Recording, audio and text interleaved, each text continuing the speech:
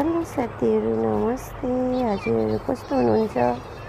म पनि सन्चै आरामै छु साथीहरू। आज मैले के बनाउँदैछु हेर्नुहोस्, चिकन मोमो साथीहरू हो। अर्ग्यानिक चुल्हामा चिकन मोमो बनाएको है साथीहरू। अर्ग्यानिक ग्यास हो यतै हो, चुल्हामा पकाएको मिठो हुन्छ साथीहरू। आज सिलगढीको वेदर त यस्तो छ हेर्नुहोस् साथीहरू। तपाईँको घाम लागिरहेको छ, 5-6 दिनमा पानी परेको भयो। आज चाहिँ घाम लागिरहेको छ साथीहरू।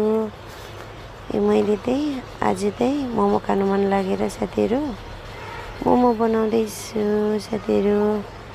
परदेशमा त मोमो पाउँदैन, घरमा छुट्टी आउँदा त हो। ग्यासमा भन्दाखेरि मलाई चुल्हाको खाना मनपर्छ साथीहरू।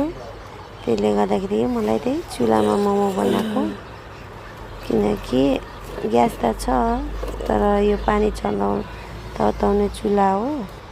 आज त ग्यास ज्यादा चल्छ नि त मोमो बनाउँदा, त्यसले गर्दा हो साथीहरू। मलाई गर्मी पनि भइरहेको छ साथीहरू। हुन्छ साथीहरू, बाई बाई।